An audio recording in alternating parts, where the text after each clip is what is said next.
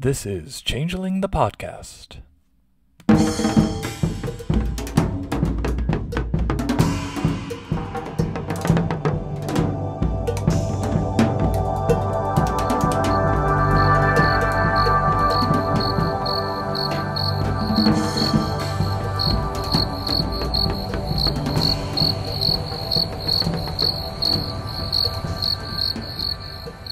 Welcome to Changeling the podcast, where the best part of waking up is freshly squeezed goblin fruit in your cup. I'm your host Puka, and I'm joined by Fetch. Greetings, Fetch. Greetings, Puka. Today I am the dawn to your dusk. Yes, I was just thinking that. I was like, we have to flip what we said last time. But yes, we are talking today about Swords at Dawn, the counterpart to Dancers in the Dusk in some ways, although I would say not nearly as many ways as I expected. Well, what did we expect coming into it? Well, this is supposedly the more player aspected of the two books, right? And Dancers in the Dusk was supposed to be more storyteller focused. And yet there seems to be a lot of storyteller facing material in this one. Sure does. And this is an expectation that Dancers in the Dusk set for us. I'll Yeah. be bringing that up several times going through this book.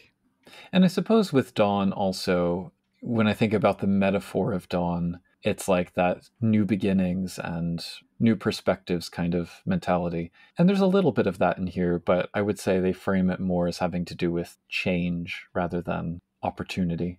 In fact, going by chapter 2, I would say that a lot of it's about being trapped within a role. Yeah, which we'll get to. So we also see, just starting from the top, some parallels on the covers. Equally elegant fey woman as last time, although now this one has a sun floating over her hands rather than a little star thing. And there are flying hobgoblins rather than the ones arrayed around the feet of the cover fey for Dancers in the Dusk. Although she does have this little satyr buddy with his little saxophone piping up the sun. I would love to have printouts of this and its companion piece and frame them on my wall. They are gorgeous together. I'm sure you could probably get a print from Stephanie Womanlaw's website. Or I imagine You'll you have can. to find me a link to her site then. I will complete this task. The other thing I like about this cover is, aside from the color scheme being different, with more summery gold colors, more fiery than mysterious and dusky, the setting of like how she's standing on that bit of brickwork with barbed wire and stuff embedded in the earth. It's like, oh, that's such a cool little touch. Anyway, so yes, turning to the back cover, this book includes details on the wars and conflicts of the lost, talecrafting and fate as means to expand a character's legend, glorious objects and terrible relics from legend and dream, new entitlements, the Dawn Court, and more. So we had fate as a theme last time, and I seem to recall in Dancers in the Dusk they called out liminality as being present in both books. But in any case, you immediately get a sense just from that blurb of how this book will be thematically same but different. It's still a boundary time between night and day, but rather than the kind of entry into dreams that we got with Dusk, I'm curious what the approach to that transition will be here. And one thing that did kind of get my hopes up before I'll say it now, were somewhat dashed by chapter 1, is this mention of wars and conflicts. The back half of that, tangible conflicts, is something which I've been clamoring for at the inter-freehold level for several episodes now, and unfortunately it doesn't go quite in the direction that I had wanted, but so it goes.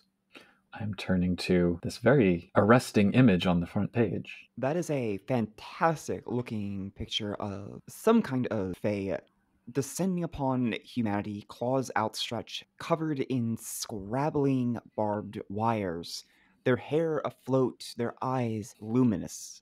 I have no idea what's going on in the story, but I love this character. I like how thoroughly you describe the intense illustration of that character, and then there's these other two just hanging out.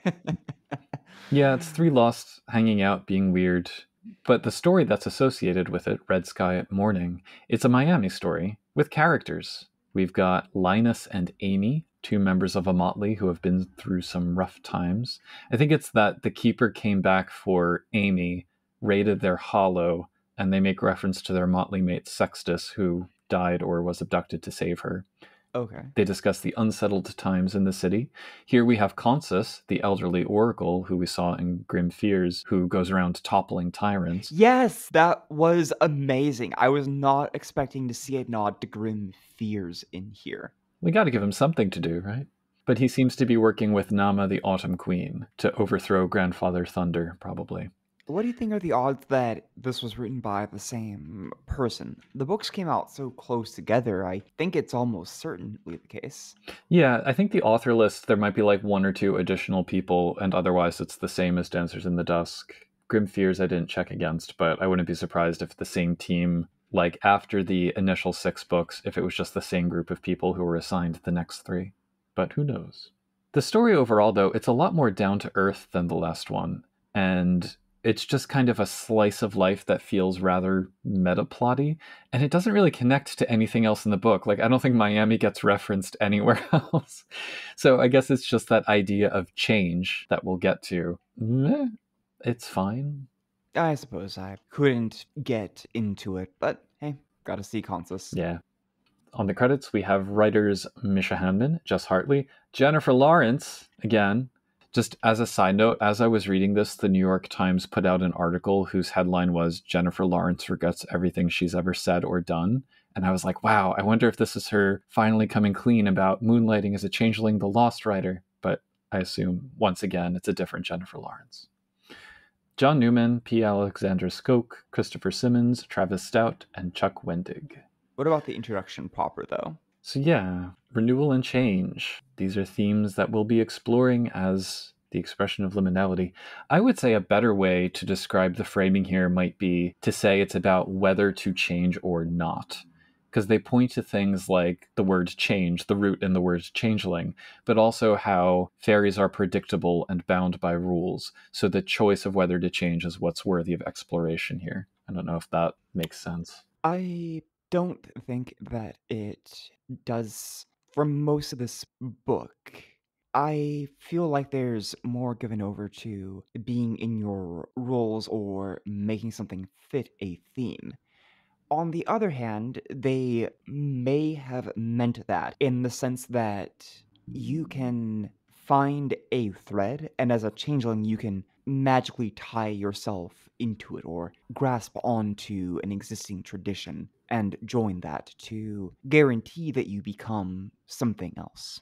It's interesting because it's sort of simultaneously, it's change in the sense of you're following an arc, but it is a preset arc. So is that Even as we say this, I don't think they carry out the theme very well in the course of the book. I feel like I've had to justify too much of it to feel like I can wholeheartedly say that it hits upon that theme. Not that I dislike the book, there's a lot that I will love, but whether it keeps onto a theme of liminality and transformation, Yeah. I don't think I would come here specifically for that. Yeah, and they could have gone in so many different directions, but the ones that they end up exploring aren't really ones that I would be interested in when they do actually follow that theme. Because reading over this, I would expect material like how do changelings wrestle with their own evolution as their weird increases, or like how do they encounter different ways of being in the world by visiting other freeholds, meeting others of their kind. How do those experiences factor into the directions in which they set themselves? I would have loved to see, in mechanical terms, something like complicating how experience points works, or even just guidance for players on how to role play those inner struggles a little more.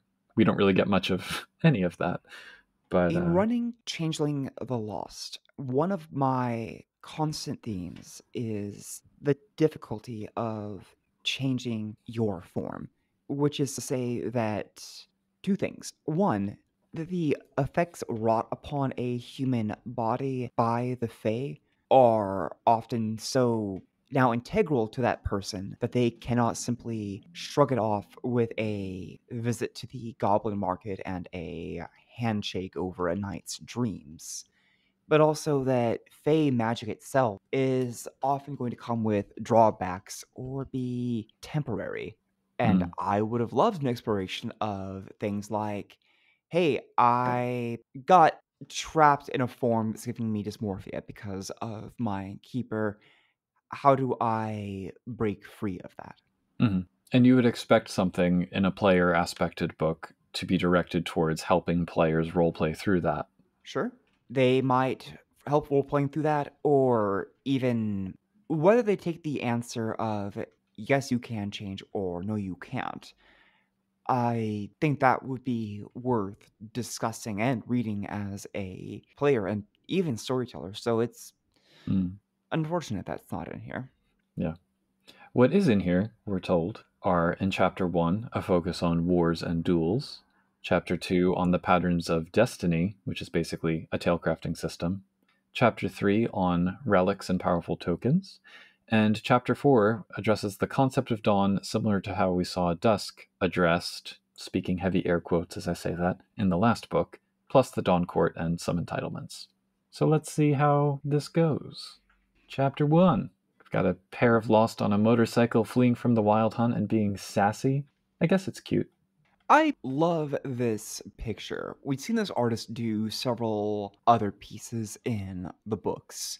And while I felt that many of those pieces were misplaced or didn't perfectly fit the theme, this one I think is excellent. Yeah. The smoking barrels of the gun, the way that they bring out the brightness of the headlamps, even though this is a black and white piece, the intensity of the expressions. Look at that vehicle with the thorns built into its grill Mm-hmm. and the rearing stag. This is an amazing piece. Yeah, it is quite cool. Good on them for finally getting a chapter opening art slot. So, Chapter 1, Duels at Dawn, opens with one of my favorite epigraphs, which is from Susanna Clarke's Jonathan Strange and Mr. Norrell, where it says, "Can a magician kill a man by magic?" Lord Wellington asked Strange. Strange frowned. He seemed to dislike the question. "I suppose a magician might," he admitted, "but a gentleman never could." Just classic. Fantastic. And nicely captures a vibe I think is present in both Dreaming and Lost. Yeah, definitely. So yeah, we're getting into the notion of wars here, and this was, I mean, a little bit of a red flag for me because for all the talk about conflict as being an inescapable part of a changeling's existence in the opener here, Hedgefire War is, in my opinion, only one expression of that, into which we're going to be leaning hard for the next many pages. And I'm left to wonder if, like, I don't know, part of me feels like one of the complaints that may have been leveled at Dreaming, even though it's one I haven't heard that often, was that people might not have been as into political intrigue or the more nuanced setups, particularly in the wake of the admittedly quite arcane meta plot at the end of second edition. Like, War in Concordia had lots of moving pieces that required a lot of setup, and by comparison, this is very much 51 ways to smash your opponent. And there's a lot of variety in those ways of face smashing, but ultimately it doesn't leave much room for maybe more non-confrontational or non-violent methods of talking about how freeholds might engage with each other. And I say freeholds plural, but really it's focused on strife between courts within a freehold, which I also found frustrating. That's a good point. Sadly, I have to add on to that by saying that I don't know why the Hedgefire Wars is in Swords at Dawn. This is all clearly storyteller stuff. There's, yes, the action of a Hedgefire War often involves only a few actors, but this is rarely going to be something that the players are initiating, or at least not something I would expect them to initiate any more than a storyteller would. Mm. Beside that, we've talked about wars in a previous book. I think Swords at Dawn, ironically, does a better job of discussing it than Lords of Summer, I think. But I don't feel this chapter should have been in this book, even if I'm about to say some things about it that I really like. Yeah, that's the thing is, well, no, I have a comment on that later, but let's get through it first. So, the first half is further divided into two halves: reasons for wars and approaches to wars, each of which I think we can sum up pretty quickly. For the first block, each reason for war gets 3 story hooks, at least one example from the game world that's just kind of there, which kind of makes me wonder, how are any freeholds left standing given how many casual mentions we've seen of this or that city's freehold collapsing for one reason or another? And then a bit of exploration into how the rationale is framed in a lost context. They said that it's rare for Hedgefire wars to look like traditional battlefields, which I thought was odd at first because it seemed like that would make the most sense for why you would call something a war, is if you had a bunch of people going at it. But I talked with some friends and they've convinced me that these ways they propose in here about how changelings fight through subterfuge, assassin, ganging up on one or two people. When there's not many changelings, that's how you would do a conflict and it would still count as a war. It doesn't capture the spirit I had originally envisioned, but it's something that I find myself more comfortable with and intrigued by conceptually. So the various reasons that changelings might go to war include territory, although it's not a common motivation, but it is tied to a desire for control, especially of power or of resources. Revolution, which we've already seen here and there, whether it's within a court or to topple a freehold's monarch. It is weird that they say that changelings aren't territorial or rebellious, then give us a full page Right. each about changelings being territorial and then rebellious. Yeah, well, that's, yeah. Sometimes the summaries don't line up with the details, which is curious. There's invasion, which is when the gentry come, everybody bands together to preserve their freehold. Ideology might be the most complex, as it looks different depending on the factions, but I think it's probably the one that I'd be most likely to use. And then vanity wars, which stem from pride and insult and rivalry at the individual or group level. And like the hooks that they give, so some of them, the ones that I really liked, I made note here, were under invasion. There's a court divided where the keeper of the monarch like sends a messenger and says, hand over the monarch and I won't invade and eat you all or whatever. And so the rest of the freehold has to decide whether to do that or not. And then the war of straw men under the ideology one, where the scarecrow ministry has been up to no good, maybe even more no good than they usually are, and the others have to decide whether to take action. I say those are favorite hooks, and there's interesting stuff in here, but ultimately I don't know that a war story is a direction I would go in to begin with. So getting into these causes, I'm like, and they also don't really tell me much that I don't already know. Like, yeah, of course territory is a motivation. I'm going to add on to that then. I do not need the half-column sidebar explaining revolutions. Oh, yeah. Oh, I forgot about that. I do not need the part about Pompey and Roanoke being explained by Faye taking everyone. Yeah. I love the idea of the gentry invading, but we get very little info on what that would look like. I would like a larger write-up, and if it was going to happen, it should have happened by now. The only part of fighting for ideology that impresses me is the idea of entitlements, which are called endowments here for no apparent reason, Yeah. going at it against each other. I love the idea of vanity wars, and a couple of the story hooks are interested, but I would have liked a laundry list of petty things that the Lost can fight wars over. What could be more Fae than that? And one nice thing I can say is I do like the idea of an obscenely large freehold breaking itself down into regional manors. That sounds like an opportunity to add some additional nuance to your game. Well, speaking though of manners and knights and stuff, I'm just looking at the page where it says the full flower of chivalry, and so it reminds me of that. The next section is Battle Lines and Battlefields, which gives a rundown of each court and seeming's specific approaches and roles, respectively, to war. And naturally, the seemings part gives us a paragraph for every kith with an example of what they'll do in a war, which I actually find a little bit limiting. Maybe for NPCs, it's fine to have kind of like one-dimensional, oh, the runner swift is a scout, oh, the gristle grinder is a shock troop or a torturer and whatnot. But like for a player, I would want to let players say, yeah, my runner swift is actually a frontline grunt and not just a scout. Don't they say for the runner swifts that one of their favorite things to do is put up the puppy dog eyes and then pull out a gun when you open your arms to them? They might do. If that is in there, that's one of the more surprising bits that I missed. The part about breaking it down by kith, I think it's a good idea. Rather than being limiting, this is presumably for players who are coming to look at the book for inspiration.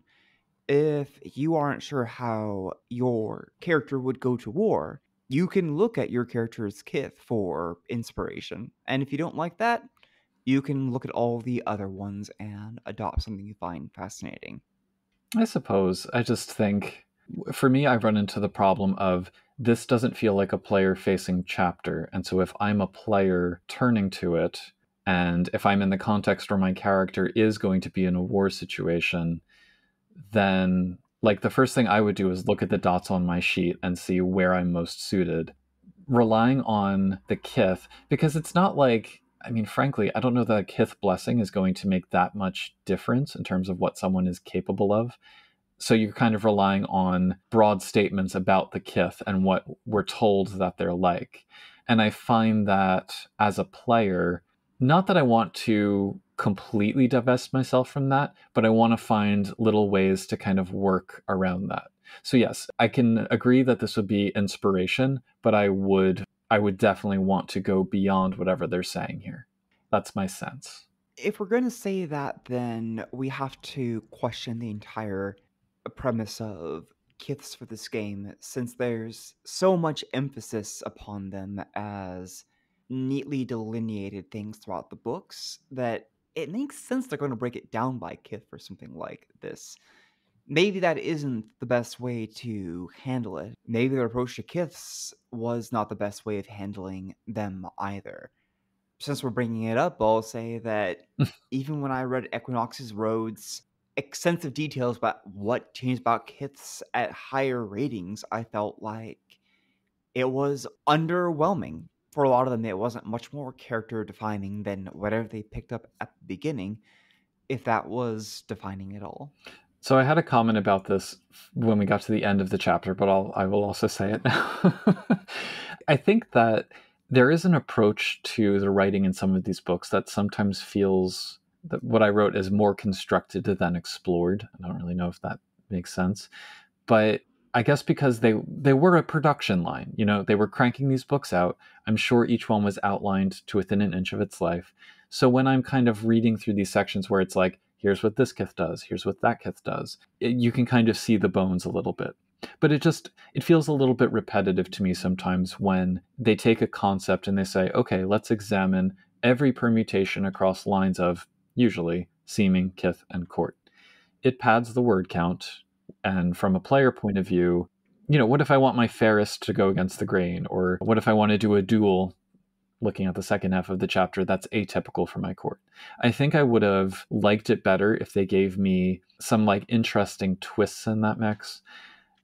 I don't know. It's just something that I've noticed. But to your point about the validity of kiths in the game, it is that difference that we've noted before with Dreaming, where kith here doesn't really have like a deep cultural meaning. It is just kind of like, here's this additional bow on your character. It doesn't seem to matter nearly so much as court and seeming. So let's talk about the individual courts and how they go to war. So Spring Court, the full flower of chivalry. They prefer duels to wars, certainly within their own court, but when they have to battle, they'll be chivalrous and stylish about it, at least on the surface. Summer Court, naturally, are all about war. They hold to a code when they fight other lost. There is a nice note that they recognize total war against other changelings is like, it's bad news for everybody. That's how the keepers win. And they do also refrain from fighting dirty. They're also the only ones, generally, that maintain standing armies. The Autumn Court would rather not go to war at all, but when they do, they are more than capable, bolstering their martial prowess with sorcery and fear-mongering tactics and alliances with other supernaturals. The Winter Court does embrace total war and fighting dirty when they have to get into it. They will scorch the earth both directly and metaphorically and attack their foes' clarity. Pretty nasty. 3 things to say upon this. I love that despite their aversion, the Spring Court are master duelists. One of my favorite lines in the book is a spring courtier at war being described as erudite hitmen in $5,000 suits. Yeah. It's quite the image, isn't it? But winter is my favorite because, yes, horrifyingly brutal is a perfect description of what they are here for. Imagine a queen selling people to the Fae. That is horribly messed up. Also, I must get in here that I actually like the picture of the four courtiers on motorcycles and whatnot coming right at the screen. Well, it's rather a mix because you have like the bike with a sidecar and then a chariot and then some kind of like steampunky tank thing. I don't know what's going on there. It's beautiful and it's eclectic in nature. It's drawings like this that remind me of how wonderfully bizarre the Lost setting can get. So after that, we've got the seemings, and just kind of looking at this at a top level, beasts are well suited for battle, obviously, with their feral instincts, and they prefer to work in groups. Darklings prefer to work behind the scenes, spying and sowing confusion and whatnot.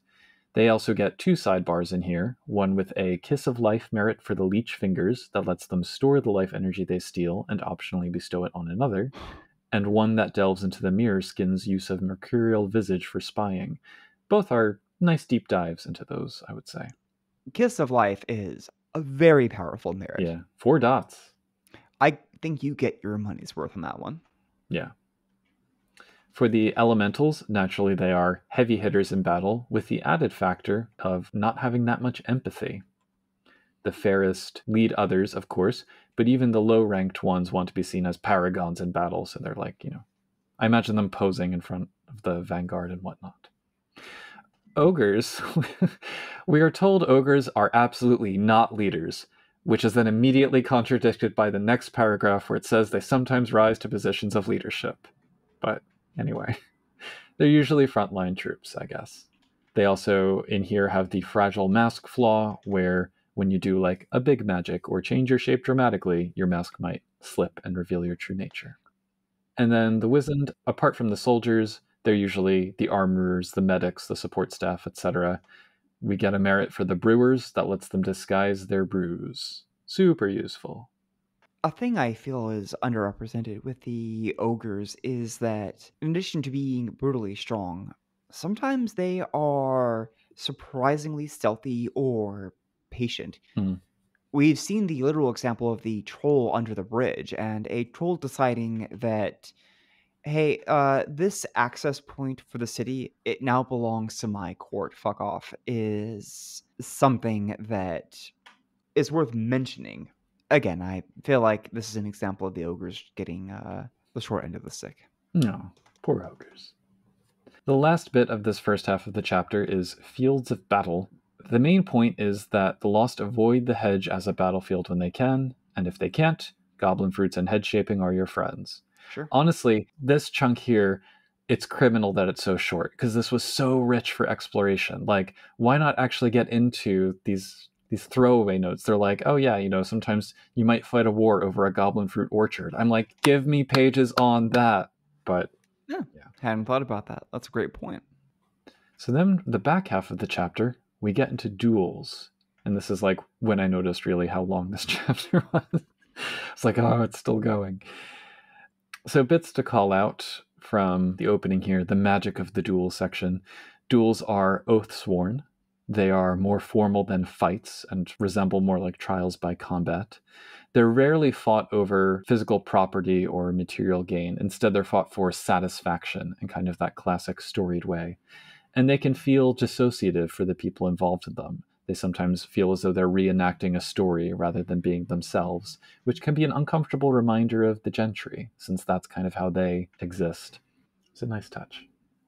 Reasons for dueling may include honor, whether from a perceived slight or a violated oath, love, and sometimes there are duels between lovers because everyone, different strokes for different folks, or vengeance, which is the one most likely to be a duel to the death.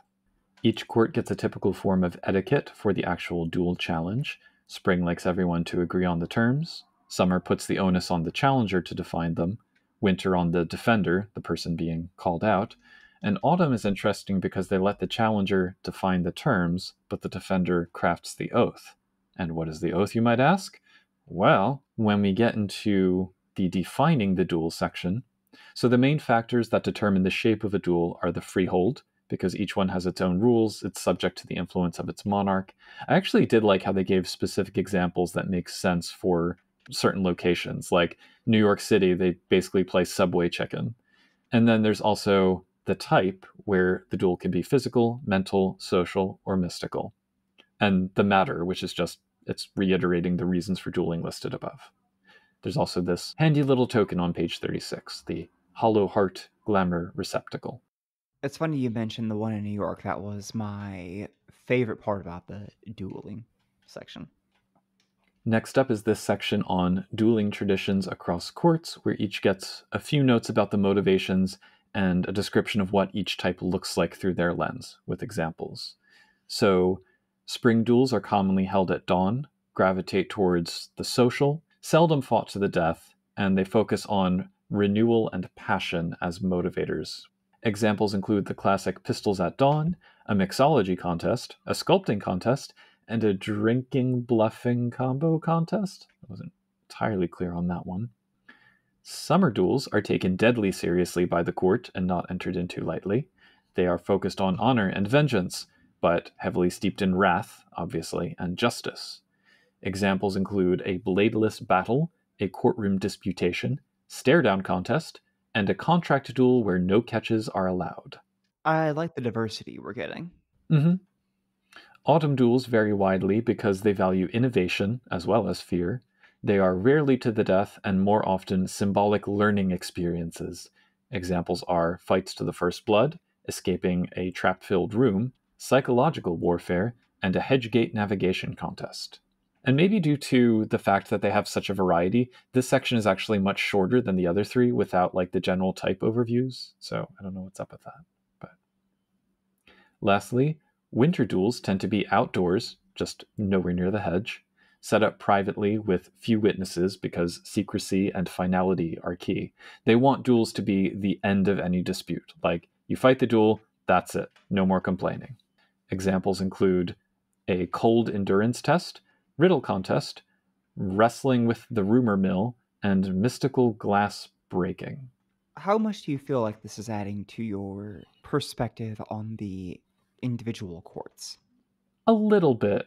There are interesting ideas in here. I don't know if they really deeply expand on my understanding of the courts. For me, it's all about the spring duelists, the flower of chivalry, as they call themselves, and putting on the most impressive show you can.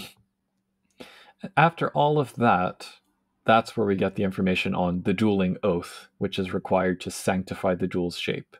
The words indicate the form of the duel, the win condition, and the consequences of cheating. From a pledge mechanics standpoint, they're often vows tied to weird, but duels to the death are sometimes made into oaths on the changeling's true name or that of a higher power, like love. There's also a note here that the pledge doesn't have to add up to 0, which keeps things interesting. But I wonder how that factors into whether a duel is deemed fair. I'm trying to remember how pledge math works, and it's like, if you craft a pledge that's a net negative, is that better for the challenger or the defender? There was something about that. So my impression is that they need something within universe mechanically to give the oath some bite. And so that's what they're focused upon. And the weird apparently is just cool with that, which I think is the designer is telling us, look, don't worry about it too much. It's not going to be fun for anybody if you try to figure out the balancing on this one. Don't sweat the small stuff, I guess, except it might not be small stuff. That small stuff is what gives you clarity breaks. Yeah, exactly. In any case, we get a few examples here. The back alley brawl for a physical duel, riddle contest for a mental one, painting of death for a social duel, which is by far the best, and duel in dreams for mystical duel. There's also a section on cheating, which basically boils down to maybe the lost don't care about the duel. Maybe they're new to this and they violate the terms because they're not used to being bound by their words. Or maybe the oath wasn't tight enough, allowing dirty fights. Isn't there one about them using it as a pretense so they can have their allies go off and do something else? Yeah, or just a distraction. But there are also formalities, duels that are fought to satisfy the weird more than out of true investment in the process by the participants. And the weird might take offense to a duel that's not entered into with like full determination. So don't challenge someone unless you're really in it to win it, I think is the takeaway here. And then finally, there's some general storytelling advice for if the player's the challenger versus the defender, duels between PCs, how to prepare, and what comes after. This might be the most like player aspected piece, even though it's like storyteller facing. And this section even says all the preceding stuff is storyteller facing. So at this point, I feel like I'm playing a whole game within a game within a game, because this is like a subset of the pledge minigame. So it's very nested. I really dislike them saying the preceding stuff was for storytellers. It may be true, but if they were aware enough of that, why is it here? Why? Yeah. This shouldn't be chapter 1 of the player-facing book. Yeah. At least the last bit, I guess, is player-facing because we get war magic consisting of contracts and 2 tokens. Yes, I had nothing to say about the contracts of the board, which I think summarizes my feelings on them. They're fine. Yeah. In order, they allow you to detect cheating, get a bonus of competitive insight, observe a conflict unfolding through the medium of a game, give information through the same method of a game, and curse your opponent and their allies. Level 2 felt really powerful to me, but Knowing the competition? yeah, like just, oh, okay, you do this contract and then you get +4 on your next dice pool rolled against the subject, no matter what. I see how that's powerful, but this is a game where at base, seemings can buff themselves like the Exalted for specific sections. A +4 bonus, or worse in some situations, a +2, is interesting, but to me, that's just keeping the board level. Yeah, perhaps. Then we have contracts of brambles and thorns, which are small h hedge related, in that they deal with actual thorns. You can, in order, sprout some bonus thorns on a weapon, and there's a whole sidebar on using whips here, which is like, wow. Cause thorns to drain glamour, cover your trail with spikes, make a brambly defensive circle, or make a whole hedge fortress. And it says that these are mainly used in the material world, but also the hedge. And so I'm like, so what does that do? Is this better than hedge shaping? This is fascinating. Hedge wall is first came to my attention when playing second edition, where they brought it back. It is a very silly power, and one that you absolutely should take for your characters. Because hedge wall creates a fortification. Let me see if they keep it as detailed as it is in second. I mean, it gets a full page of write-up, so... Yeah, okay, so this is literally a gigantic hedge maze that you form out of nothing, and you can do this in front of normal people. A hedge maze pops out of nowhere. Yep. We do not get a lot of powers that are that obvious. It's very useful. It spits in the face of the mask and the weird trying to conceal its presence from the world, but I kind of love it. Yeah. I think overall I like these better than the ones we got in Chapter 1 of Dancers in the Dusk. They do feel more showy and useful. We also do get a few goblin contracts here where there's a power to scry through a mirror, which I think, is this like the third one we've had that does that? Yep, something like that. You can secrete flammable oil and rub it on someone, which feels like a lot of work to get someone to take aggravated from fire. I honestly thought that one was fun to use given how much of a bane fire is to a lot of things in the Chronicles of Darkness, but especially because it makes this damage aggravated. If you can do a good setup for this one, then you can do some incredible damage to people. Yeah. And lastly, there's a goblin ward. So The 2 tokens at the end are the Dead Man's Mask that let you disguise your seeming end kith, and the Dawn Spear, a legendary 5-dot weapon of the Dawn Court that gives combat powers.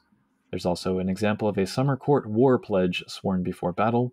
Pretty potent, and I love the contrast between like the old style formal declaration of war wording and then like a drill sergeant speech. And that's the chapter. A full third of the book. Was it? Oh my god. I think so, yeah. Quick notes. Dead Man's Mask is unsettling, and I find the Dawn Spear pretty cool. Yeah.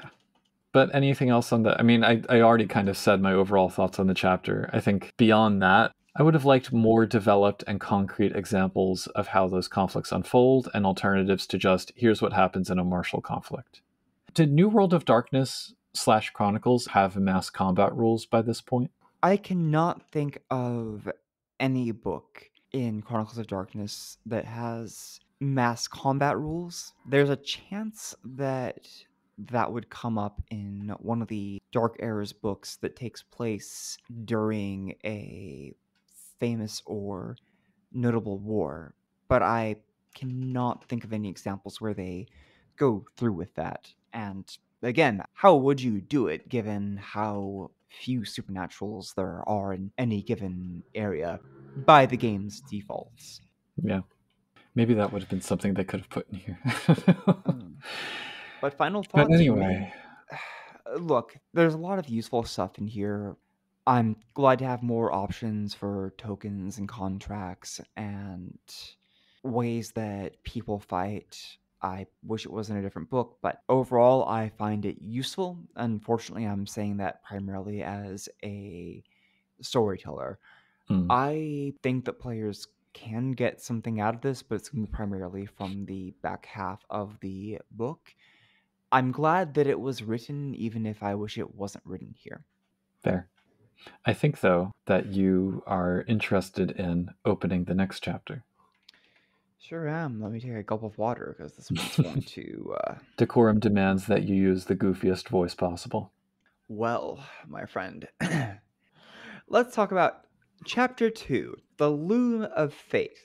This is going to be all about roles and stories and how you leverage that. But let's start by talking about a man stabbing someone else. Oh. The first thing you will see is a startled mailman entering the abode of a gentleman who's dressed up in courtly fashion. And by courtly fashion, I don't mean the latest style run by Spring. I mean he looks like he was pulled from a few hundred years ago. He, however, does not look to proper stateliness, as his sword is covered in blood. He has brambles pouring out of his hair, and he has a wicked grin. If that's not enough to tell you that there's something going on with this changeling, I must direct your attention to the numerous bodies laying sprawled around here and the animal that is pinned to the wall. This is deeply unsettling. Now, you might wonder what's going on here, and why should I tell you when I can simply adopt the voice of our perspective character for this one? Why, do you not recognize me?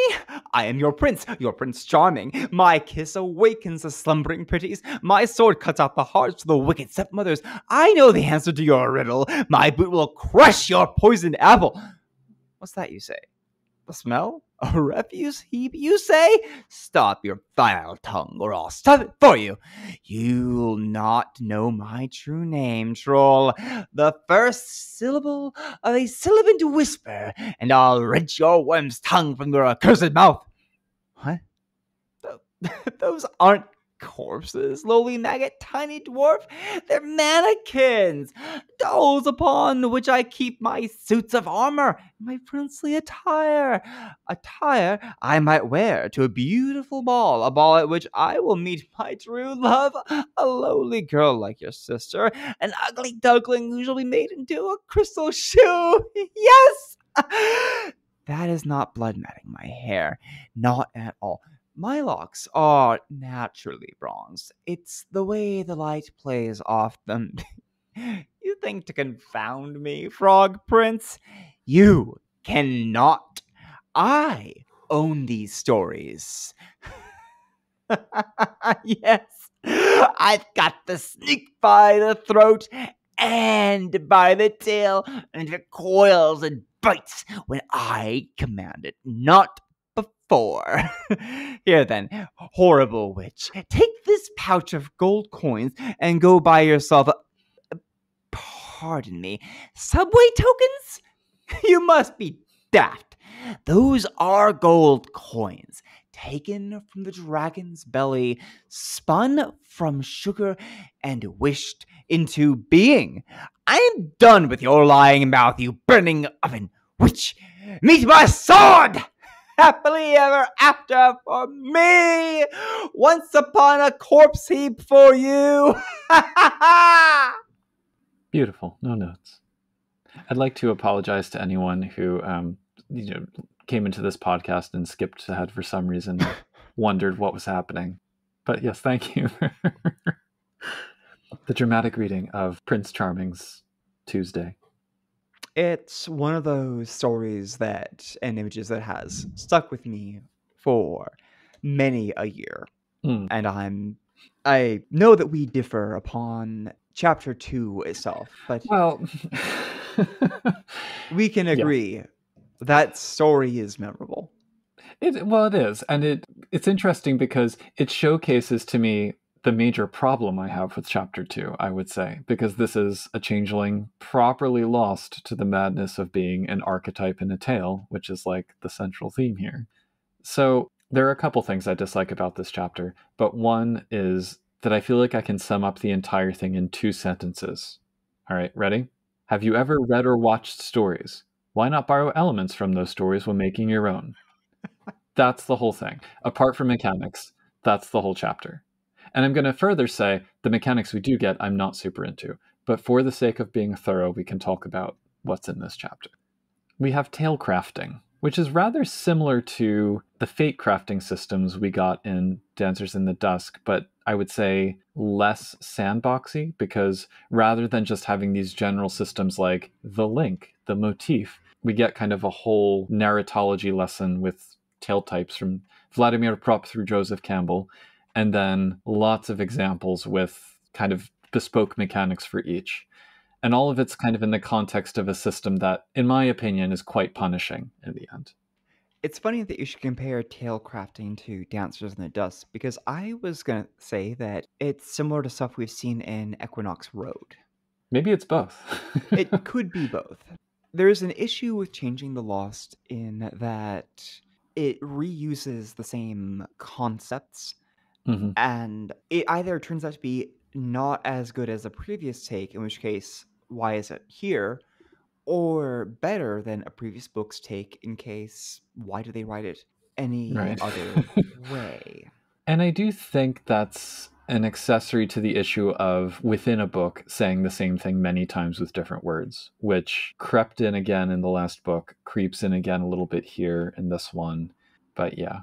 I don't think we needed a section about fitting fairy tales into boxes to say that changelings see themselves as fairy tales.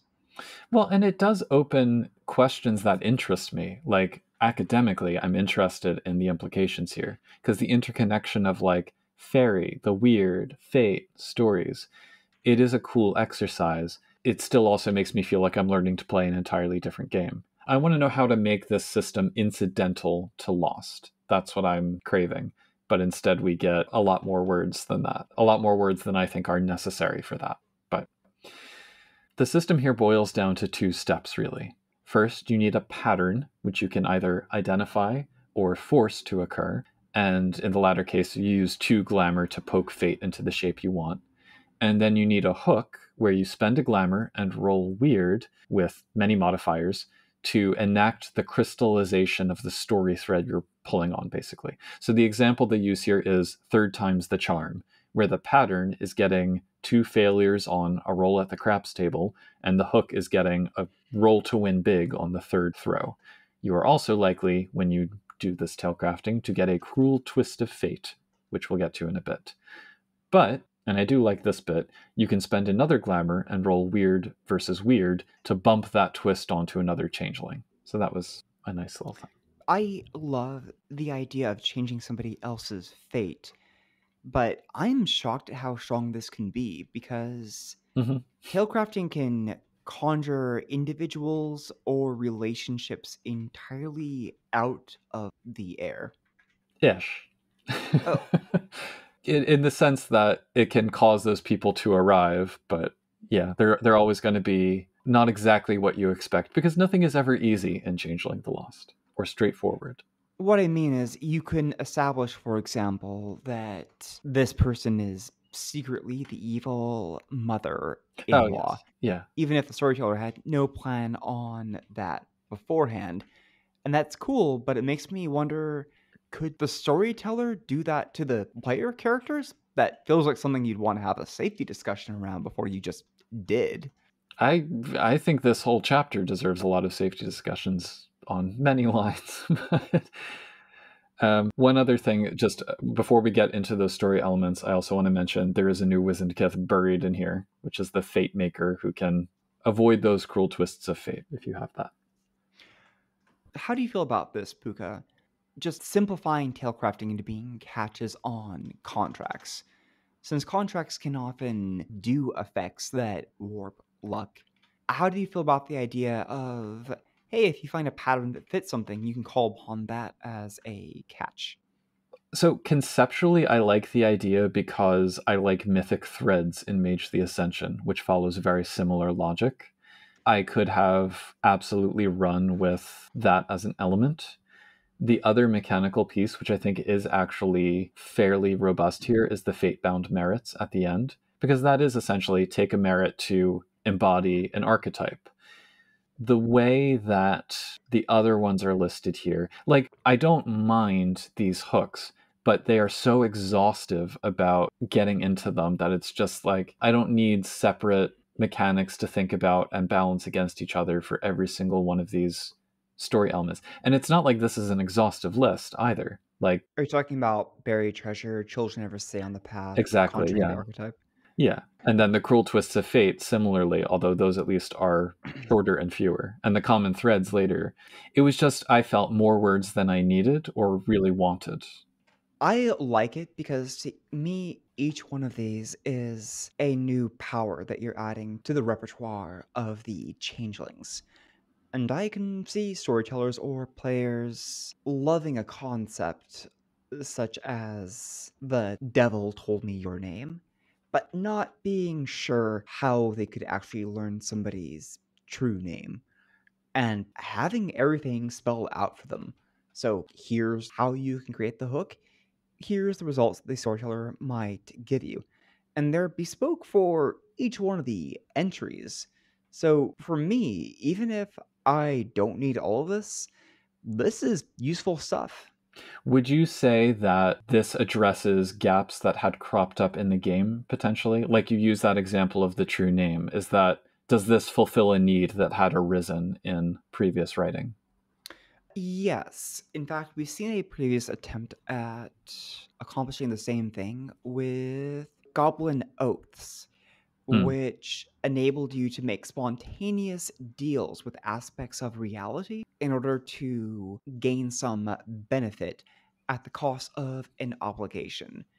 To me, this is a different take on doing the same thing, and I think complements Goblin Pledges with instead of superseding them or falling into a clause of those. Plus, I think talecrafting encourages players to be more proactive in thinking about the narrative of the campaign or at least their own character. And anything which helps me pay more attention at the table is something that I am going to cling on to. My adjacent question then is, you remembered in Dancers in the Dusk when we talked about the utility of having the motif and the link and whatever, and I think both of us agreed that's just something you do as a storyteller to a large extent. Do you think that, because for me, I would say this kind of goes too far in the other direction, if I can frame it that way too. So does this hit the sweet spot for you and for your play style? Because it might just be an issue of that as well. Yes, because this is something that you can engage in as much or as little as you want. The effects are profound if you want to put the work into them, and it's not onerous to work your way towards it. There's a little, if no investment, you need to do talecrafting. For me, it's a complete game changer for anybody who wants to engage in the idea of manipulating fate, or even just being a changing player character. If this was in the core book, which I'd be okay with, I'd put it in the same section as talking about pledges, hedge spinning, a neuromancy, as just another thing that changelings are capable of. And I actually use a similar concept to it writ large in my Changing the Lost games, whereby the changelings of a court are cognizant that people playing into roles tend to mystically embody them, and that to some extent they're always going to be caught in these patterns, and it's easier to accept that and work with it than it is to push against it. But conversely, I would love to see a game where an antagonist is maliciously using tale crafting as their primary way of aggrandizing themselves, putting the boot to the PCs, or affecting something the player characters care about, and then seeing the PCs either fight back by weaving their own tale concepts into it, or trying to use their other methods to deal with the threat. This is a game changer for me. I love it. I love the addiction that characters can get to the power of tale crafting. Hmm. The character at the front of the chapter having lost himself into the stories that he's telling, becoming enslaved to the tales rather than recognizing himself as independent, is a shocking but fitting fairy tale horror vibe. We might just have to agree to disagree on some of this. I do want to circle back to this briefly, though, just to kind of go through the list here. The examples that we get for hooks include buried treasure, children never stay on the path, conjuring the archetype, which is where you get evil twin, wicked stepmother, etc. The devil told me your name, which is about learning true names, magical stranger, oversharing villain, the presence of poison, the riddle is the rule, which I think just kind of adds an obstacle to someone's path. Significance of 7, third time's the charm, and transformative fate, where the transformations can be metaphorical rather than literal. The cruel twists of fate that follow, which should only complicate, not outright undo the hooks, and the shape of these will depend heavily on the specifics of the tale in question, include all that glitters, where the reward is not as great as you thought, bad news travels fast, a random bad thing happens to someone you know, no good deed goes unpunished, someone close is a secret villain, that job was too easy, the villain isn't dead, and tick tock, which sets a time limit on the hook. So that's what you have to work with here. I got so annoyed, though, by the sidebar on page 73 that reminds people to discuss the joys of narrative flexibility 12 pages into this chapter that I felt had been an over-mechanized structure for narrative. So I agree when you say introducing that into the game or having that be a default system that the Lost could use. I'm on board for that. I'm just saying I didn't necessarily need all of these examples. And I would worry as a storyteller if a player, presented buried treasure or whatever and said, well, here's the pattern that I'm setting up and here's the result and this is how I want it to be. I think that I would want to be the one determining that as storyteller to a large extent. And I think that, yes, it needs to be collaborative in that you need to give players the capacity to shape the tale in a direction that they want. But I feel like this opens the door too much. I mean, it's kind of the same hesitations I have around storytelling unleashing in Dreaming. You have to open things enough for players to add something to the story, but not derail it. And it's a very delicate line, at least in my experience. There's three things to consider with that, using the buried treasure as an example. One, With buried treasure, the players do not decide what kind of treasure they get. They can't even say what they expect to find. It's presumably something that's going to be interesting and useful to them, but it's up to you as a storyteller to define what that is. If you're concerned about them overusing it, the good news is that you can only do talecrafting so much before it either becomes less effective or it starts twisting you and messing with your clarity. Well, yeah. The last thing is this is something that you can set boundaries on when you introduce it. If you feel, for example, that it shouldn't be easily accessible to the players, you might say that it's only something that you can pull out of making certain oaths, or it's once per story for the motley, or some other restriction. But I think that it balances itself mechanically enough that these shouldn't feel like they are stealing anything from you as the storyteller. I get that concern, and that is a powerful concern. I just don't think it bears out in that example. Well, and maybe not with that example. And I haven't run talecrafting in a game, so I'm just kind of speaking hypothetically here. I will say though, content warning for the next piece. The addicts and archetypes section where it talks about how you get this talecrafting addiction. Conceptually cool. I mean, the idea of you get this rush from the godlike meddling with reality. Yeah, I absolutely think that's a consequence. But mechanically, all right, so if I have this all correct, whenever you talecraft successfully, you have to roll resolve plus composure to avoid getting hooked on it. And it's a cumulative -1 each time you do it, up to -5. So if you get hooked, first there's all the non-mechanized stuff where you become obsessed with archetypes and you see everything in black and white terms. You get borderline personality disorder. And then the mechanized stuff, it's like whenever you fail a roll of any kind, you have to spend a point of willpower. Your clarity is a cap on all dice pools. You have a -1 to all clarity checks. In exchange, you get +3 on talecrafting, which you're now compelled to do, and +1 on contracts. But then the getting clean piece takes a lot of time, a lot of rolls, a lot of willpower expenditure, a lot of successes. Overall, it just feels like to me, if it's that easy for a character to get hooked, and getting hooked totally derails your character's story and now makes the game about that for that player, that's a concern to me. And all the stuff you're saying about framing this for players and putting guardrails and stuff, I do think that would help a lot, and none of that guidance is in here.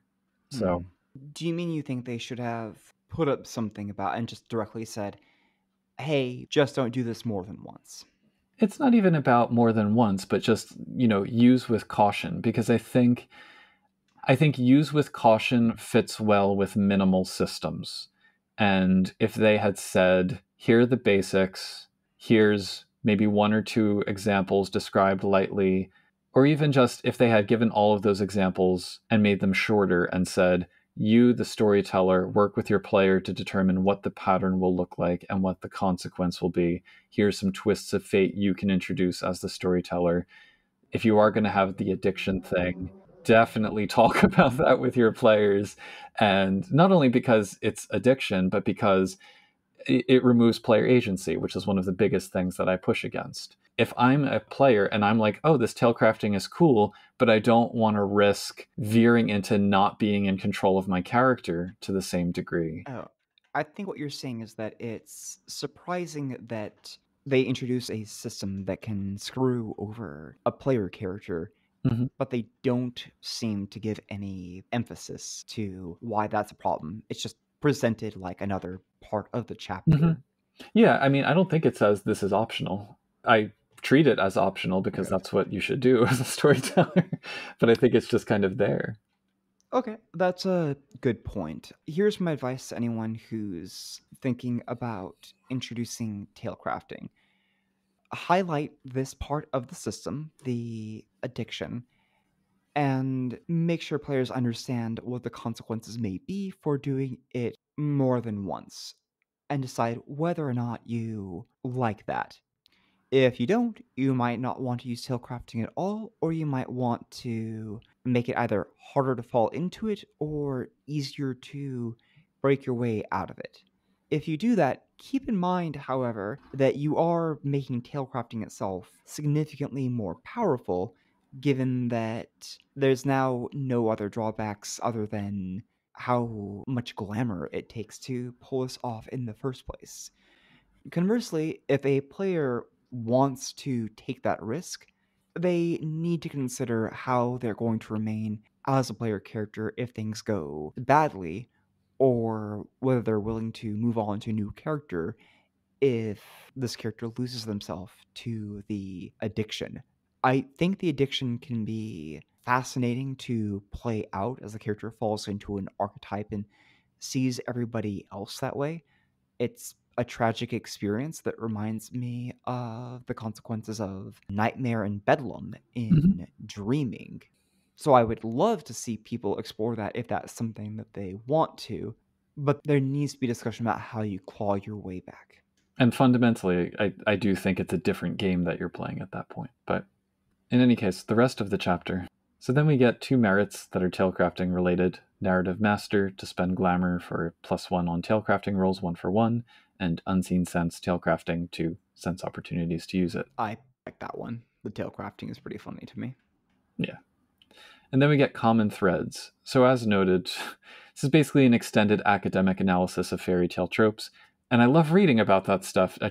I find it odd to be like dropped in a chapter like this. This did not need to be here. We literally just got talecrafting, which covers all this. Yeah.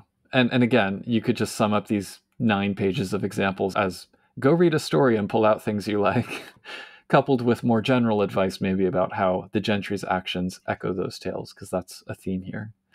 In any case, those many examples are divided into the buckets of magic numbers, the fairer sex, i.e. gender roles, mind your manners, fairy tales as a technology of reinforcing social norms, the hedge, the fae and stolen children, marriage, and transformations. I don't know why this is in here, given that it's not really player-facing content, and in fact, they say it's emphatically stuff that the fae might do. Yeah. Which I also find strange because some of these appear to be unmitigated acts of mercy and kindness, which isn't a fae thing. And they talk about example transformations as petrification or aurification, neither of which I think is very well represented in fairy tales, but they go on about it. And goodness, I should know because I spent a lot of time looking up the idea when working on the Book of Grimmare. I've noticed, this is a side thing, I've noticed that as kind of meta-analysis of tales has gotten into the mainstream more, people talk like there's this almost intentional deep structure that lies at the root of fairy tales. Like, I find it as kind of an a posteriori take on what fairy tales are, and it kind of leads to this postmodern idea of what fairies are, which I think people let bleed into the original stories. For me, it's more important to think about the functions of these tales in context and what they signify about the cultures that they came from, at least for the purposes of building a game. So I don't know what I'm doing with that thought, but it's just something that I've kind of noticed more and more having these discussions. Maybe if we like compare Lost to Broken Tales at some point, there'll be a relevant thing I can spin into. But anyway.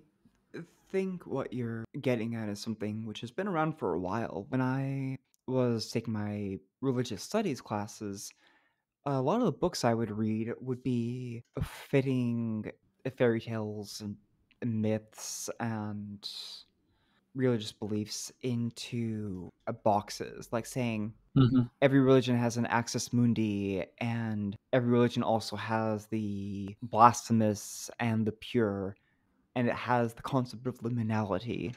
And these are useful for analyzing things, but they do not reflect, I imagine, what the authors had in mind when pulling that out. The person who wrote the Epic of Gilgamesh, I doubt they were thinking, well, I need to have a liminal character as part of the Right. story. And, right, exactly, yeah. and therefore, Enkidu. The Bull of Heaven. Yes. Yeah. And when people say, "Oh, fairies are like this," I'm like, "Well, what are you basing that on? If you're basing that on modern fantasy's interpretation of fairies drawn from that kind of analysis of the literature and the text, it's like we should have an episode on that discussion." Oh, that'll be fun.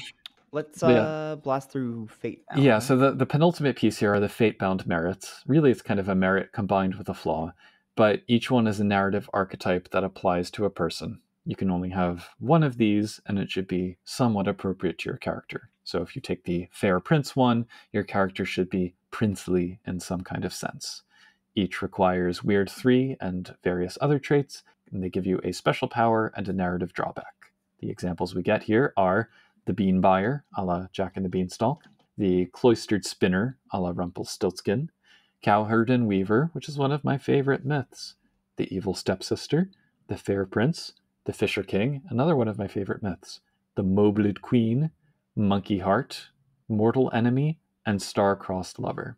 I love all of these. Yeah. If a player is struggling with a concept, looking at any of these might be a great way of instantly giving you something for your character to do.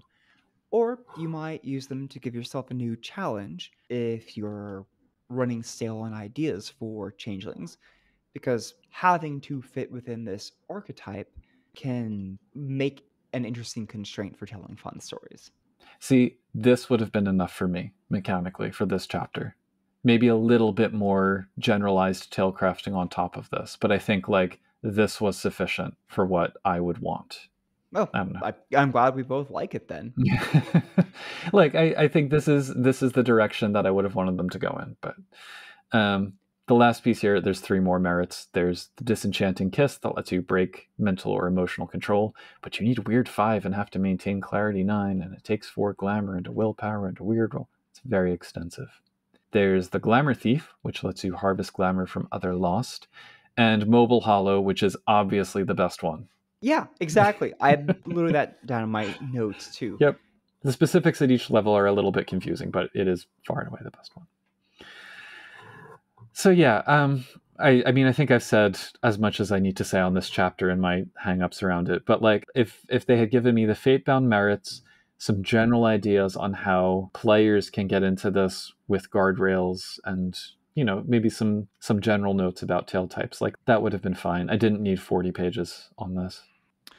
Well, there you have it. I think that the listener will need to make up their own mind about how useful this chapter is going to be for them and their group, or even an individual player when coming into it. Yeah.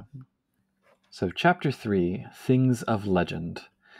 While you loved the opening to chapter 2, I love the opening to chapter 3. I can't disagree with you. This one's really strong. It's so good. Sword in the stone in the junkyard. Yes! Perfect. Oh my god, this is so perfect. Yeah. So this is kind of a scattershot chapter of tokens and contracts and some hedge stuff. It did feel a little bit forced, where they're like, oh, this fits the theme of change because these things will change your story. And I'm thinking, shouldn't everything in a role-playing game do that? But okay. To be fair, there is a distinction between, borrowing from Exalted, this magical weapon complements your character's abilities. Oh, look, it makes me better at hitting fleeing targets. Versus this artifact defines your story. Like, oh, I have a sword that has an ancient storm demon trapped in it, and it seeks to escape and destroy the world. Cool. Yeah. But I don't know whether they had that in mind, and I was underwhelmed by the tokens that we open up with. Yeah. Well, yeah, so we start with the legendary ones, which, like you said, can bend entire stories around them. They give examples ranging from the Holy Grail to the One Ring, and they go far beyond 5.1s, apparently, so they can't be created. We get several examples with backstories, lush descriptions, and narrative guidelines. These include Apples of War, which summon a warhorse and a small platoon of soldiers for a scene. Lovers Entwined, a pair of rings that bind their wearers together and let them share willpower and contracts, but spark their jealousy. Shears of Atropos. These scissors can ensure a target's death within 24 hours on a successful chance roll. That one is my favorite. Lachesis' bones are dice that let you reroll a roll once per session, but when you do, you get -3 on your next action. The Bella Veritas, which was my favorite, when rung near a corpse, summons its ghost to answer questions. The Plague Flute, which is the Pied Piper's flute turned into some kind of plague-spreading zombie-raising item for some reason. I take it back. This one is my favorite. Also, we get a shout out to World of Darkness antagonists of all books when describing how you can customize your zombies. Good note. The Kingmaker Blade is a super sword that gives you prowess and inspires troops, but also draws attackers to fight you. Cauldron of Rebirth brings the dead back to life in the most memorably disgusting way, and you can never forget seeing their gross form. The Eye of Knowledge, which once belonged to Odin, lets you swap around mental skills, but then gives you this hefty penalty after you do so. And the Vajra Shakti can become a mace or a spear or a sword, but it makes its bearer tempestuous.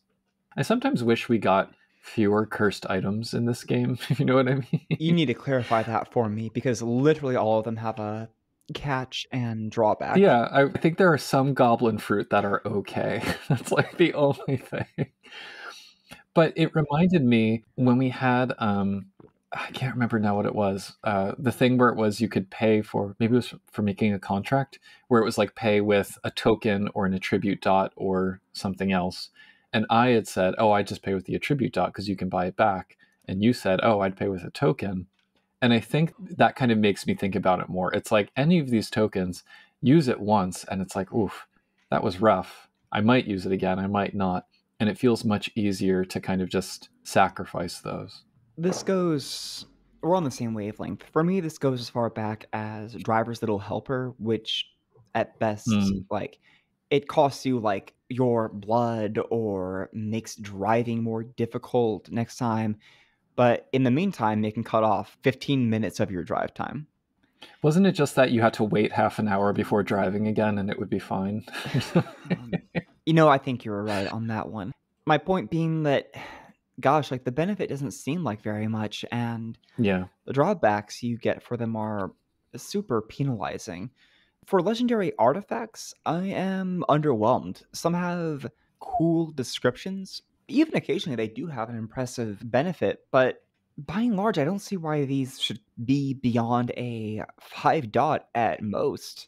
I think some of them are just giving you +2 die bonuses to certain rolls. The scissors that can just kill someone, that's pretty hefty.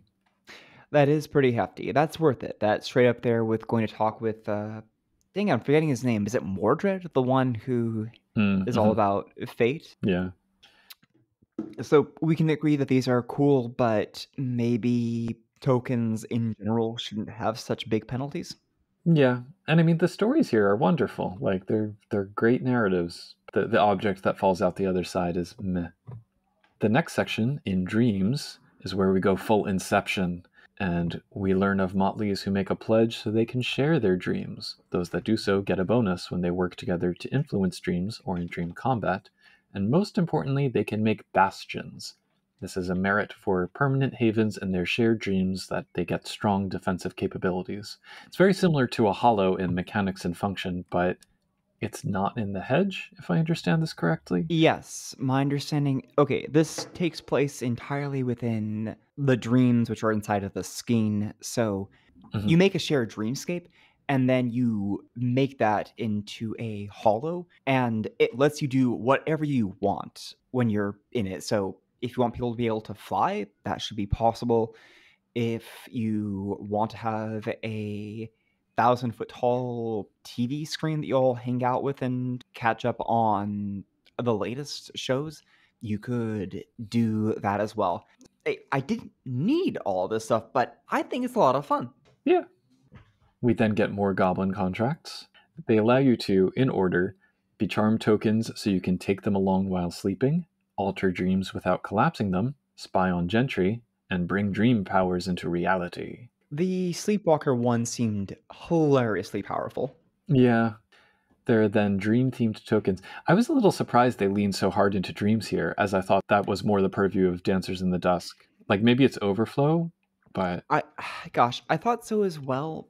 On the other hand, this does belong in the player book, and Mhm. arguably some parts of the discussion of the skein belong in there Yeah, because true. that seems like something the player characters would really want to know about if they take any interest in this.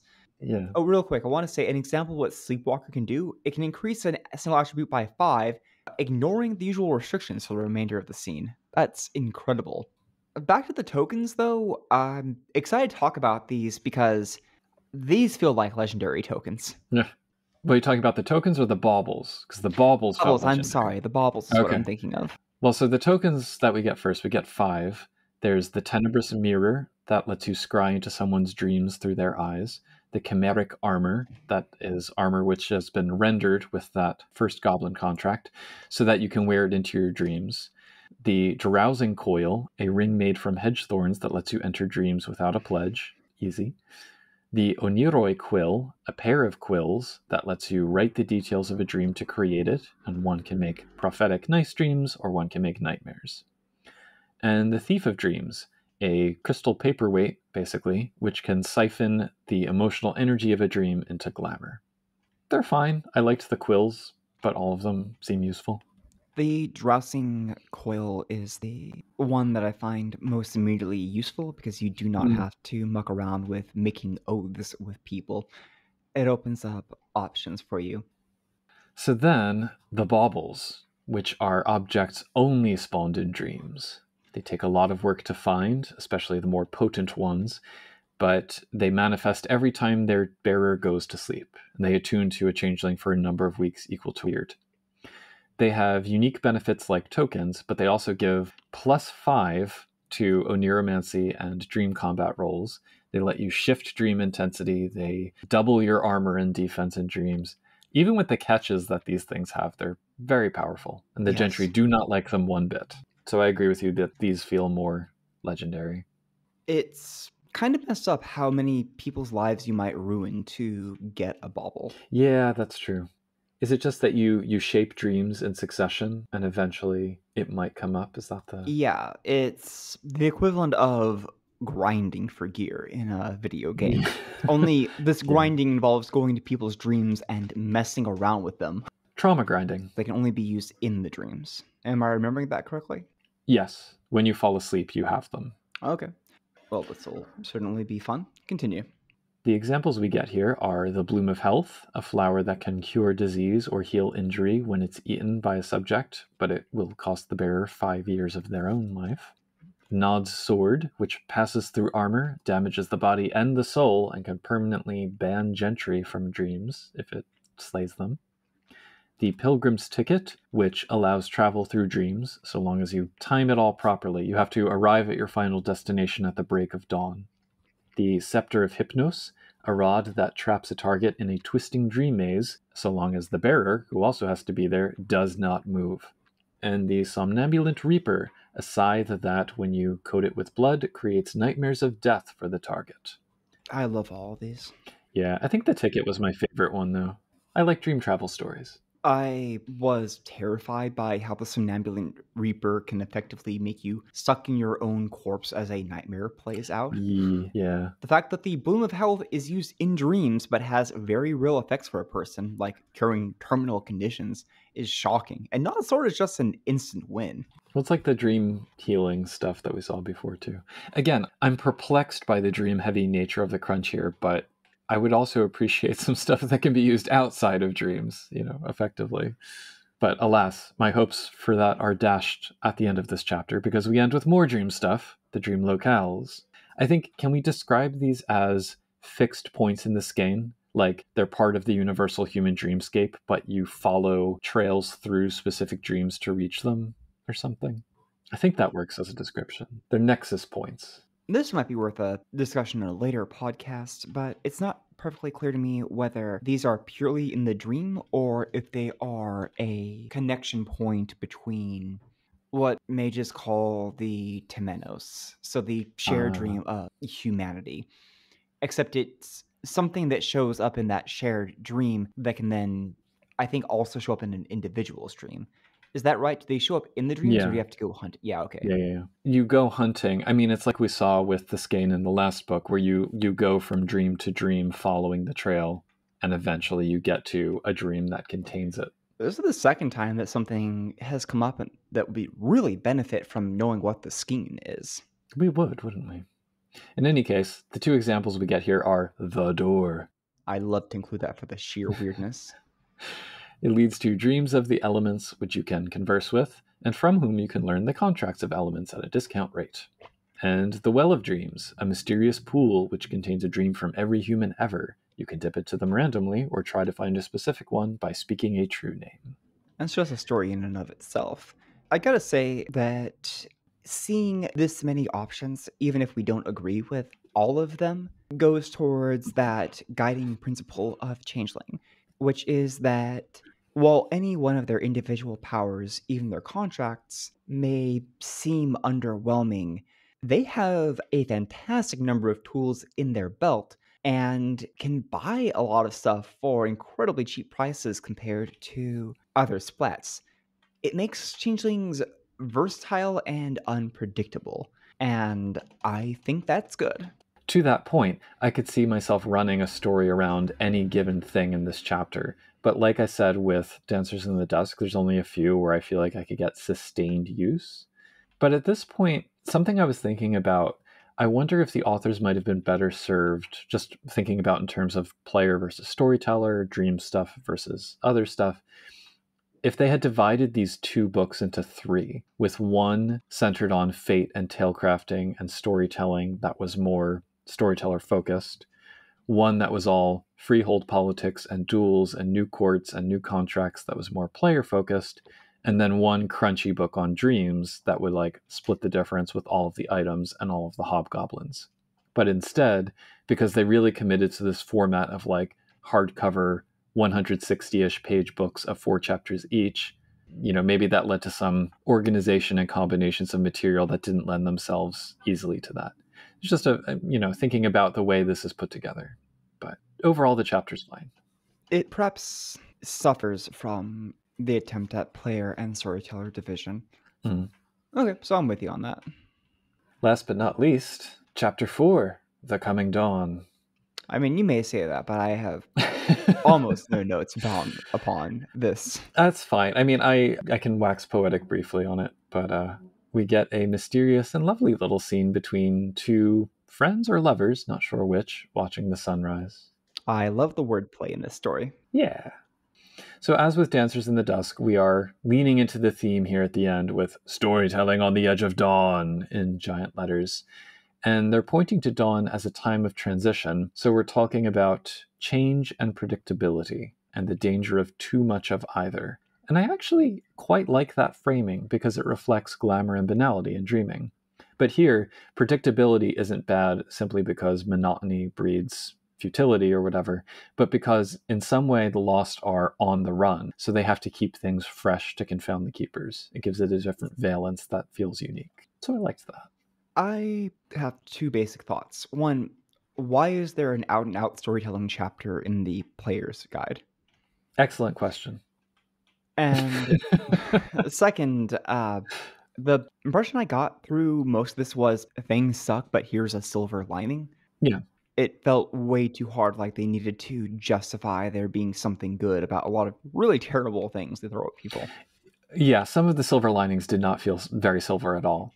So the idea that I come away with here is change also has duality embedded within it as a concept in and of itself, because change can lead to positive or negative outcomes. So the structure of this chapter is to give, or of the first half of this chapter, several categories of narrative around different kinds of change. And then each of these little subsections called the bright side takes a more optimistic view, I guess you could say, in theory. I don't know how well I would say this chapter actually bears out its big idea, but yeah. So we get Changing Communities, which talks about how freeholds can evolve, all too briefly in my opinion, but I'm glad it's addressed. Freeholds shouldn't get too big, as that can call the other's attention, so they split through either peaceful-ish means or through civil war. From the player point of view, either one can be a chance to prove themselves and become leaders or even monarchs, possibly over a heap of bodies.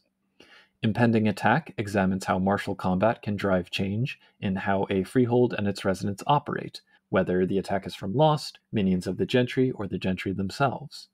Those moments can be unifying or triumphant if you're lucky. And they point out that facing one's own keeper is to face one's greatest fear, so surviving that must feel pretty good. New Days, New Ways examines tradition, its uses, and when it can or should change, with the key example being the seasonal court system. When it's broken, fixing it can restore the lost's faith in each other and give players the chance to help redefine their society. The Mortal World considers how more mundane changes can also shake up the Lost's lives, with particular focus on the increasing use of technology in everyday life, especially with respect to the state in terms of security and identification, and the impact of things like economic shocks on human emotions, which in turn affects the glamour supply. The silver linings, heavy quotes here, include more opportunity to get false documents and human desperation being a powerful motivator for change. I'm hesitant to say those are great things. When I think about current day politics, this reminds me too much of that. Yeah, all these things suck, but at least it brings people. Well, and this was very much of its time because this was 2009, so the Great Recession was in full swing when this was written, and this was like when social media was really blossoming and surveillance was becoming a big issue. So it was also timely at the moment. Finally, Unmasked explores the possible consequences of the Lost's existence, and possibly other supernaturals' existence, being revealed to the masses. It opens questions of legal rights, prejudice, and politics, and reminds me very much of Shadowrun, but also the potential of humanity unified against the gentry. So, storyteller-focused stuff, which probably shouldn't be in the player-aspected book, but I like these kinds of narrative meditations. And I didn't mind that there was no mechanic or no dice pool, not a single mention of how this kith versus that kith would handle things, no merits or tokens in the mix, just words. And I think it kept moving enough that I didn't feel like it dragged before it ended. But that's me. I really didn't get much out of reading it. Maybe if someone is struggling with coming up with concepts for the game, they could look at here and use those as examples. Or, okay, my mind's rolling now. It can also be useful if there's a situation that you're interested in running and you discover that it's too dark or your players at the table are finding the idea too dark. You might find that idea reflected in this chapter, and the silver lining can be a useful way of giving people something to hook into, maybe saving your game. And to your earlier point, I don't know that this is all new. Like, I feel as though we've seen a lot of these kinds of explorations of different kinds of story before. Sure, there's a section in, I think, Lords of Summer about freeholds splitting up. I mean, there's that, but I also mean more generally, like, maybe in the core book, something along the lines of, hey, if you want to run a story where you want to account more for mortal world changes, here are some things to consider. I'm struggling to remember if that's actually come up before. But I think I'm glad to see it in this book because this was the part where I felt like they at least tried to bring together the theme in, I don't know, in a way that I found, I hesitate to use the word inspiring, but it inspired me in a general way. It wasn't like, here's an idea, go run with it. It was more like, here's a headspace to get into around these big ideas. And I feel like we don't really see much of that in these books. I think this is the only section that really does that. Because even like the hooks that we got in chapter 2, or the threads even more than the hooks, it really just felt like, here's a list of stories and what happens in them. Yeah, you can hang on to that a lot, but this feels a lot more upper level. I don't know what I want to say. Do you feel like we didn't get that very much in Equinox Road?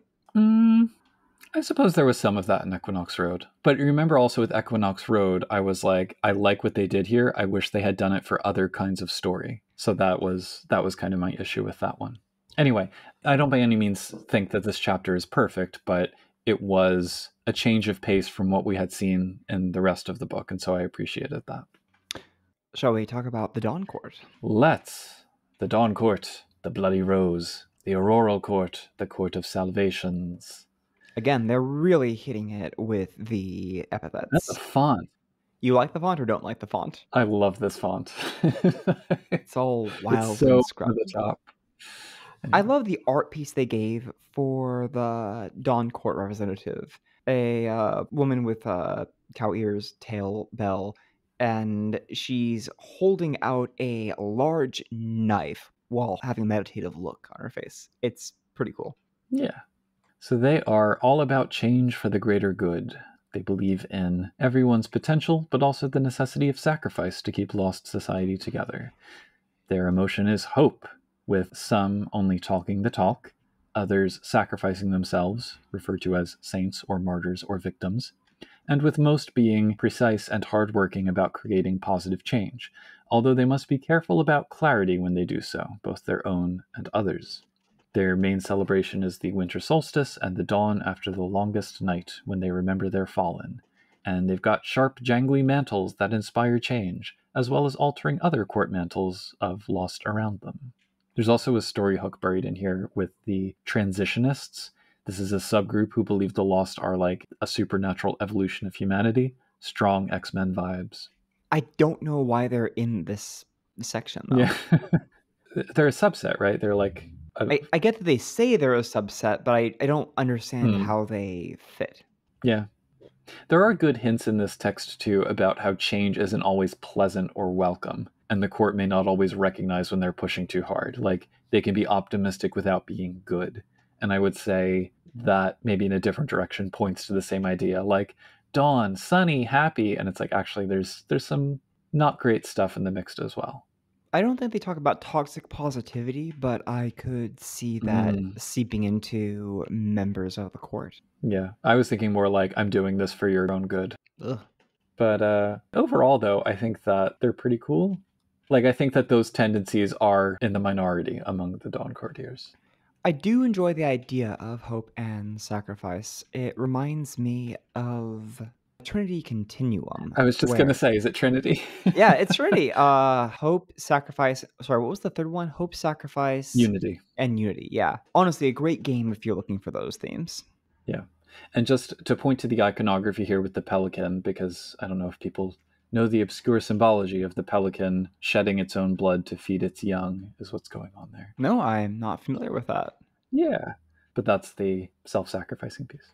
I love their mantle enhances and ennobles the auras of other quartz mantles. Well, and it alters it too, which I really like, where it's like a spring courtier normally accompanied by classical music may find their tune changed to something more modern or upbeat. It's like, yeah, all right. It's a fun contrast to the Dusk Court, who mute the effects of other mantles. I'm getting Lantern Corp vibes when they brought around all the other colors, and some of them did very little on their own, but could buff the effects of ring users of other colors. So we get the Contract of Potential, which... Oh, they all sound good. Yeah. These, in order, let you suss out someone's motivations, perceive relationship ties, with a big sidebar on how those manifest, get a bonus for heroic efforts, shift to target's virtue and vice, and get 8 again / heroic efforts bonuses when you work towards a specific purpose. Pretty solid overall. Yeah, it's a great list. And I think we both liked the Dusk contracts too, didn't we? Yeah, I couldn't decide which I liked better. I think both are really, really quite good. And the sole treasure we get here is Kingslayer, which is a nice counterpart to the Kingmaker that we got earlier. This is a powerful token that takes a form symbolic of assassination, and it can be used to cause a monarch's claim to rule to be rejected by the weird. Pretty powerful. Last but not least. Just when you think you're done, there is more. I remember that there were going to be entitlements, and I was surprised when I hit number 3 and then number 4. It just kept going. Not that I mind them. A lot of them are really cool. I think I liked them more and more as I went on. So the ones we have here, we have the adjudicators of the wheel, who believe everything changes but remains in balance, and they are the judges who keep it so. They're careful about who they let in because they hold lives in the balance, and they have to be dispassionate about their job. So they're mostly winter court. They're self-proclaimed about this, right? They don't have any actual... Oh, yeah. Yeah, so they don't have any actual authority. Yeah, totally self-appointed. They operate discreetly, but they also hold little tribunals to determine targets and how to approach them. and their Fortune's Wheel privilege lets them reverse or displace the effects of their hearth contracts. They would be a lot of fun as antagonists, or making an entire group of them and saying to the players, this is your adventure. They reminded me of the Euthanatos mages crossed with, like, Libras, but, you know. Next is the Legion of the Iron Wall, yet another Defender entitlement. Oh, thank God, I'm not the only one who thought that. Nope. They just feel like Summer Courtiers, or the third version of We Protect the Freehold against threats. Yeah. What I did like about this one, a slight variation, is that they teach others, so they can, like, give a benefit to other changelings learning combat arts and stuff. And they have this oath they can have them swear that gives them more combat prowess. They also tend to only have one per freehold, because it's like they are the sole war master of this freehold. But yeah, mostly from the Summer Court. Third is the Order of the Hallowed Garden, who focus on creating quiet, peaceful communities by any means necessary. We cannot talk about them without talking about the art piece that accompanies them. A gentleman who is wearing a fanciful coat over a suit and tie, his arms spread wide, his lips pulled back into a Joker-like smile, his eyes being I think it's like a white pupil in a black iris, or is it white iris and a black sclera? And holding shears. This is our face for the gardeners. I've come to trim your garden. Yeah, a little bit creepy. But they form little congregations in a freehold and choose neighborhoods for renewal projects, which are boosted by their Oath of the Hallowed Ground that gives them an environmental bonus when they are aligned with the area's goals. Pretty open and political about their purpose. The effects they have are so good that I'm shocked they are a normal entitlement. I mean, you know, got to give back to the community. Lastly is the Pilgrims of the Endless Road. They are devoted to self-control and personal growth at the expense of political power or approval. They are generalists in their quest for perfection, because you can't have an attribute at one if you want to join, and they tend to spread out their traits widely. Overcoming fear is a big part of their journey, so they're popular with Autumn Court, and they're more of a philosophy or a spiritual path than an organization, so they also tend to be solitary. Their privilege is they get a second Kith blessing, which is pretty cool. Yeah, and they take it from a different seeming entirely. They're my favorites. I liked the Gardeners too, but Pilgrims most of all.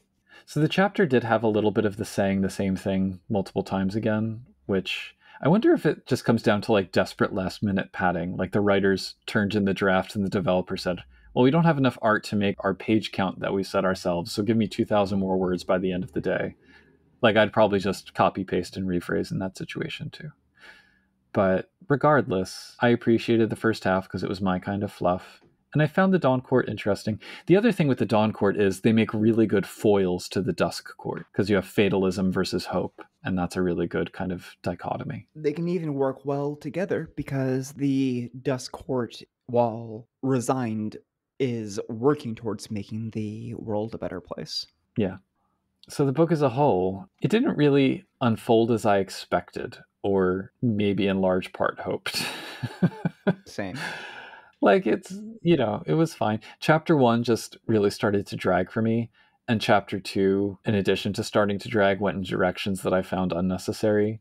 I was more on board for the second half, but even then, it felt like the text was kind of struggling to cohere, both around its stated themes and goals and around any kind of mechanical through line, or at least it didn't cohere around a mechanical through line that felt separate from what Dancers in the Dusk had established. Do you feel like it covers the proposed concepts of what Dawn represents?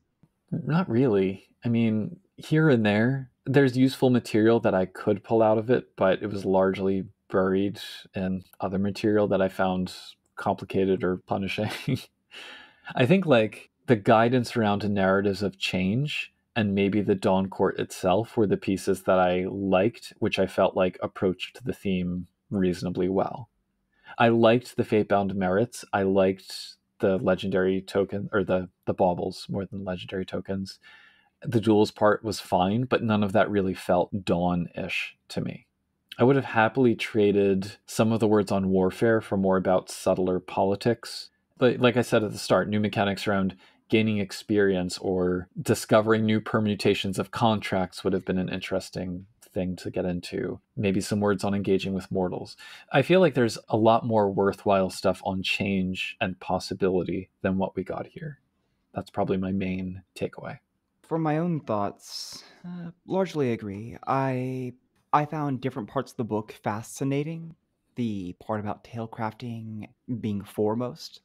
It struck me as a book that has something for everyone, even if it does break its own rule of being player-focused and emphasizing Dawn.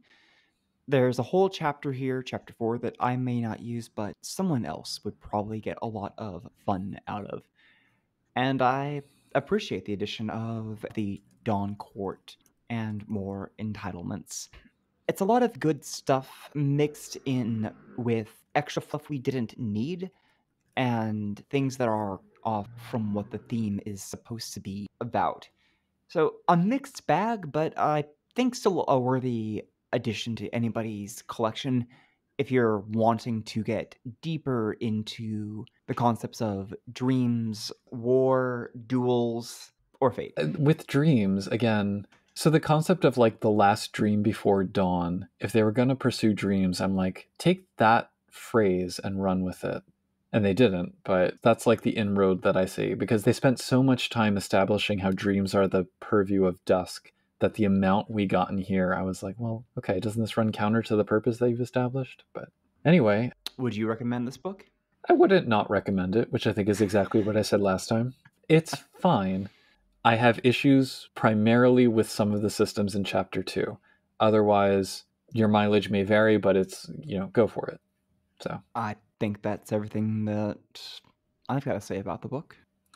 Well, if other people have things that they'd like to say about the book, there are some options. You can stop by our Discord at discord.me/CTP. You can send us an email at podcast@changelingthepodcast.com. We are on Facebook and YouTube under Changeling the Podcast. Stop by our Mastodon, changelingpod@dice.camp, or sign up for our Patreon at www.patreon.com/changelingthepodcast. Links to all of which will be in the show notes to this episode.